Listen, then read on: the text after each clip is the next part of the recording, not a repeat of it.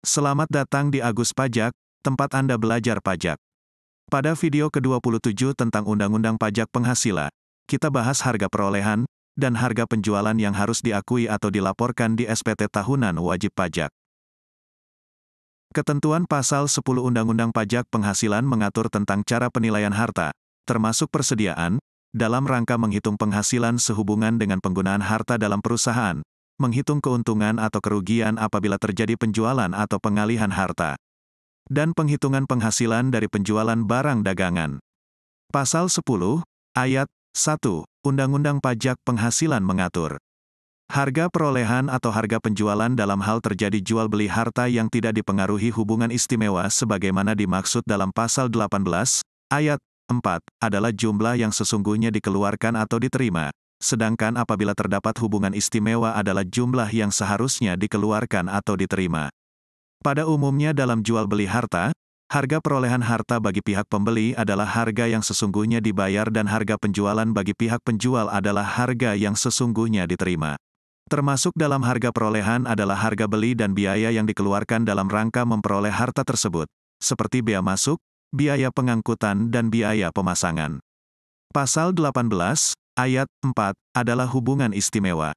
Penjual dan pembeli dianggap memiliki hubungan istimewa jika 1. Ada hubungan kepemilikan sekurang-kurangnya 25%. 2. Wajib pajak menguasai wajib pajak yang lain, atau penjual dan pembeli ada dalam penguasaan seseorang. 3. Terdapat hubungan keluarga. Hubungan istimewa selalu diistimewakan di pajak karena transaksi yang memiliki hubungan istimewa dapat mengatur transaksi dan harga transaksi. Karena itu, harga jual dan harga beli transaksi yang dipengaruhi hubungan istimewa harus diuji lagi, dan dikembalikan kepada harga wajar atau harga seharusnya.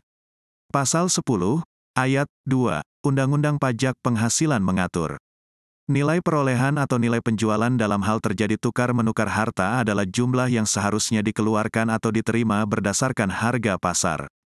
Istilah lain tukar-menukar yaitu barter. Barang ditukar dengan barang. Setiap barang yang dipertukarkan harus dinilai dengan harga pasar. Pasal 10, Ayat 3, Undang-Undang Pajak Penghasilan mengatur nilai perolehan atau pengalihan harta yang dialihkan dalam rangka likuidasi, penggabungan, peleburan, pemekaran, pemecahan, atau pengambil alihan usaha adalah jumlah yang seharusnya dikeluarkan atau diterima berdasarkan harga pasar, kecuali ditetapkan lain oleh Menteri Keuangan.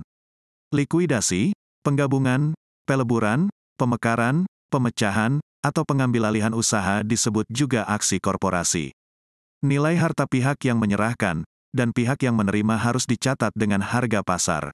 Namun jika aksi korporasi tersebut mendapatkan persetujuan dari Kanwil Direktorat Jenderal Pajak, maka atas nilai harta tersebut dicatat dengan nilai buku, atau nilai kini, sesuai pembukuan pihak yang menyerahkan harta.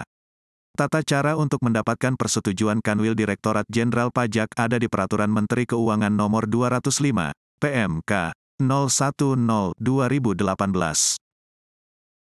Pasal 10, Ayat 4, Undang-Undang Pajak Penghasilan mengatur tentang penyerahan dan penerimaan harta terkait sumbangan, bantuan, dan hibah. Jika penyerahan harta sumbungan, bantuan, dan hibah bukan objek pajak bagi penerimanya, dan sesuai dengan ketentuan di Pasal 4, Ayat 3, huruf A dan huruf B, maka penyerahan tersebut dicatat dengan nilai buku pihak yang mengalihkan. Sebaliknya jika tidak memenuhi syarat sebagai sumbangan, bantuan, dan hibah maka harga perolehan harta tersebut harus dicatat sesuai dengan harga pasar. Penjelasan Pasal 10, Ayat 4, Undang-Undang Pajak Penghasilan mengatakan bahwa dalam hal terjadi penyerahan harta karena hibah, bantuan, sumbangan yang memenuhi syarat dalam Pasal 4 Ayat 3, huruf A atau warisan, maka nilai perolehan bagi pihak yang menerima harta adalah nilai sisa buku harta dari pihak yang melakukan penyerahan.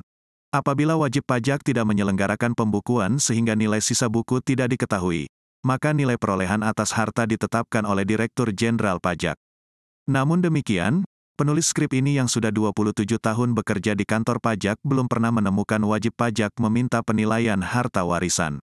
Pasal 10, Ayat 5, Undang-Undang Pajak Penghasilan mengatur apabila terjadi pengalihan harta sebagaimana dimaksud dalam Pasal 4 Ayat 3, huruf C, maka dasar penilaian harta bagi badan yang menerima pengalihan sama dengan nilai pasar dari harta tersebut.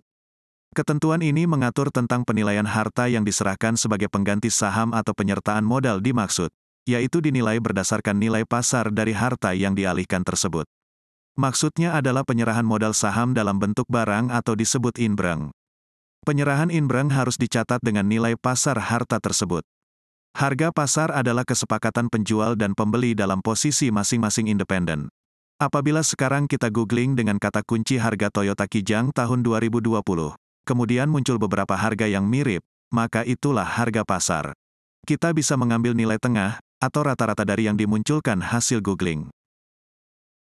Selanjutnya tentang metode penghitungan persediaan barang, baik barang dagangan, barang dalam proses, maupun persediaan bahan baku. Pajak hanya mengakui dua metode penghitungan persediaan, yaitu 1. Metode rata-rata atau average. 2. Metode masuk pertama keluar pertama atau FIFO. Jika perusahaan menggunakan selain yang dua metode tersebut, maka dipastikan akan ada koreksi fiskal, baik koreksi negatif, maupun koreksi positif. Perbedaan pajak dan pembukuan dikarenakan perbedaan metode pencatatan akan menyebabkan beda waktu. Beda waktu mengharuskan adanya pajak tangguhan sesuai PSAK 46. Ini merupakan contoh penghitungan persediaan barang dagangan dengan metode rata-rata atau average. Metode rata-rata mengharuskan setiap barang yang masuk harga per unit dirata-ratakan. Barang yang masuk akan mengubah harga per unit. Sedangkan barang yang keluar selalu menggunakan harga pokok berdasarkan harga per unit hari terakhir. Ciri metode rata-rata yaitu di saldo persediaan barang dagangan, harga per unit hanya 1. Silakan pause jika perlu untuk mempelajari angka-angkanya. Ini merupakan contoh penghitungan persediaan menggunakan FIFO. Setiap barang masuk gudang memiliki harga masing-masing. Harga per unit barang tidak dicampur. Format seperti ini di akuntansi disebut kartu persediaan, atau kartu stok. Kartu persediaan ini harus ada di gudang, dan dibuat untuk setiap jenis barang. Jika di gudang terdapat 12 jenis barang, maka harus ada 12 kartu persediaan. Ciri khas metode FIFO yaitu di saldo per tanggal memiliki banyak harga per unit. Contoh di kartu persediaan ini, perhatikan saldo tanggal 22 Januari terdapat 3 harga per unit untuk jenis barang yang sama. Prinsip penghitungannya yaitu barang yang keluar, harus diambil dari barang yang pertama masuk. Perhatikan barang yang keluar di tanggal 27 Januari unit yang keluar 3.000 unit. 3.000 unit barang yang keluar diambil dari dua sumber yang memiliki harga per unit berbeda, yaitu 1. 600 unit yang memiliki harga Rp95.000. 2. 2.400 unit yang memiliki harga Rp85.000. Terima kasih sudah menonton video Agus Pajak. Agus Pajak adalah tempat belajar perpajakan, bahkan bagi pemula sekalipun dapat belajar perpajakan dengan mudah. Semoga Anda dapat memahami dengan mudah. Selain belajar melalui video, laman aguspajak.com juga menyediakan tulisan tentang perpajakan. Tulisan di laman aguspajak.com sudah banyak dikutip orang untuk beragam keperluan, seperti tugas dari dosen dan skripsi. Nantikan video selanjutnya. Sampai jumpa di video selanjutnya.